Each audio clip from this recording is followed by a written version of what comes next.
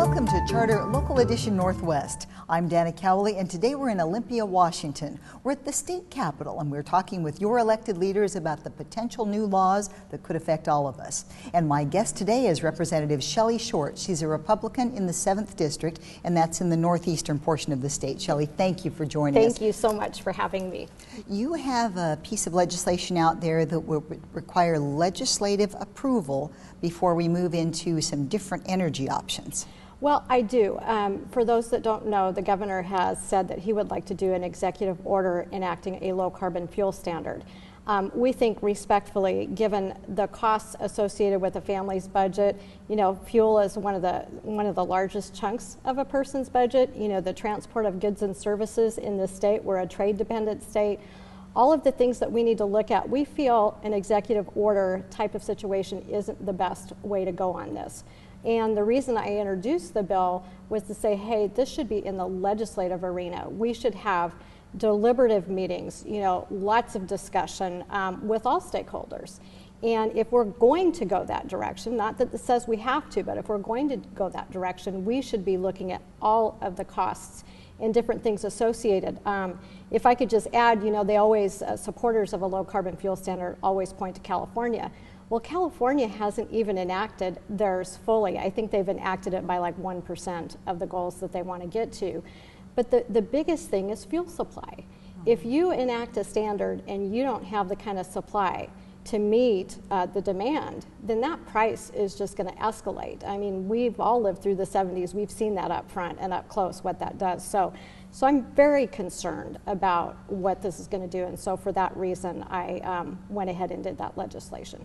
And what else are you working on this session? You only have about 30 days left before it all wraps up. I know. Well, I've got a couple of things, most notably a wolf study bill. As you know, northeastern Washington is home to 12 of the 16 wolf packs in Washington state. We've seen significant, you know, livestock killings and things of that nature. And so what we're hoping to do with that bill is to have University of Washington look at, do we have enough deer populations, elk and moose populations to support the wolves that we have in the area without the wolves relying on livestock and, you know, folks as pets and things of that nature. So we're excited about having that bill. It's in the Senate. It was voted out of committee. It goes on to Ways and Means.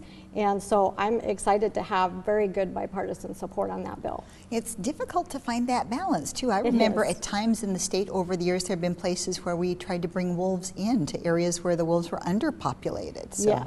Yes. And what's hard about this issue is everybody likes the wolves until they're in their backyard. And so the challenge that we have had, we think the population should be spread into areas where they could support healthy wolf populations without endangering livestock owners, ranchers, and things like that. But people are okay that they're in our backyard. They just don't want them in their backyard. So it's made it very challenging.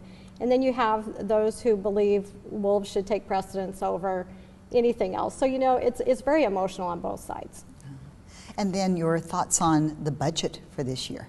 Well, have a little more money to work with. Well, we do, and that I'd like to remind viewers of that too. We have $3 billion that they project for the next 2 years. That's an 8 to 9% increase, and everybody's saying, "Oh my gosh, you know, can you live within your means?" And I think we should. I don't know too many families that have had those kinds of increases in their family budgets, and if we don't take that budget and say we're going to adopt it within the taxpayer dollars that are given to us to operate, then we're going to significantly impact somebody. So I am hopeful. I doubt that we will see it very quickly before it is actually heard, and I haven't seen it yet. So we'll see if they actually try to adopt a budget within existing revenue. All right. Well, thank you for joining us. Thank we appreciate you being here. Thank you. And we thank you for watching. This is Shelly Short. You're watching Charter Local Edition Northwest in Olympia, Washington.